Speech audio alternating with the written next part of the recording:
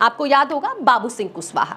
ये वो व्यक्ति हैं जो सांसद बन चुके हैं जौनपुर से समाजवादी पार्टी के टिकट पर, और ये एक बार फिर से चर्चा में है। चर्चा में इसलिए है क्योंकि अखिलेश यादव हो सकता है कि इनकी पार्टी से या फिर बाबू सिंह कुशवाहा की पत्नी या फिर बेटा या फिर इनकी पार्टी से किसी एक ऐसे शख्स को ऊंचाहार सीट से टिकट दे सकते हैं। आपको हम ये भी बताते चले कि ऊंचाहार से जो विधायक हैं वो है मनोज पांडे, जिन्हें समाजवादी पार्टी ने बेदखल कर दिया है। ये वो बागी विधायक है जिन्होंने क्रॉस वोटिंग की थी, और अब ऊंचाहार में एक दमदार अगर चेहरे की बात कही जाए तो स्वामी प्रसाद मौर्य को माना जा रहा है कि स्वामी प्रसाद मौर्य के अलावा ऊंचाहार विधानसभा सीट पर कोई ऐसा दमदार चेहरा नहीं है जो मनोज पांडे को करारी हार का सामना कराए। लेकिन आपको पता होगा कि स्वामी प्रसाद मौर्य समाजवादी पार्टी में अब नहीं है, उन्होंने खुद का अपना एक अलग पार्टी बना लिया जिसको लेकर वो आगे बढ़ रहे हैं और जिसका नाम उन्होंने रखा है राष्ट्रीय शोषित समाज पार्टी। वो ऐसे में पिछड़ों को लेकर चलते हैं, लेकिन ऐसा माना जा रहा है कि अगर स्वामी प्रसाद मौर्य होते तो समाजवादी पार्टी की तरफ से स्वामी प्रसाद मौर्य को ही टिकट मिलता।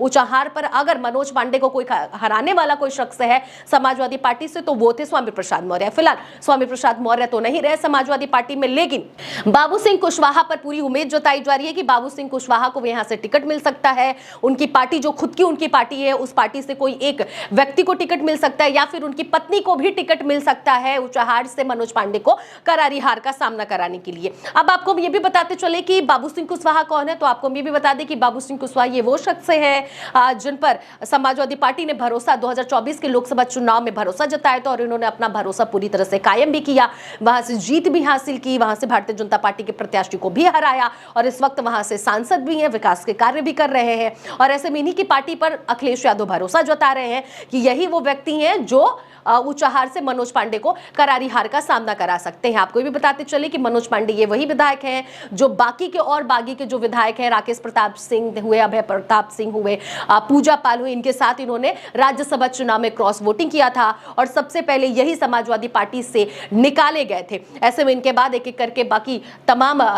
विधायकों को, जैसे कि मैंने अभी नाम लिया जिन जिन विधायकों को, उनको निकाला गया। लेकिन ऐसे में आपको ये भी बताते चले कि ये मनोज पांडे एक वक्त में समाजवादी पार्टी के बड़े नेता कहे जाते थे, इन पर पूरा भरोसा होता था, लेकिन इन्होंने विश्वासघात किया, भरोसा को तोड़ा और आज ये समाजवादी पार्टी से बेदखल हो गए हैं। लेकिन सवाल ये उठ रहा है कि क्या समाजवादी पार्टी से तो वो बेदखल हो गए, समाजवादी पार्टी का टिकट जो है बाबू सिंह कुशवाहा की पार्टी या फिर उनकी पत्नी को जा सकता है, किसी भी एक वहां के मेंबर को, लेकिन भारतीय जनता पार्टी वहां से टिकट किसको देगी? क्या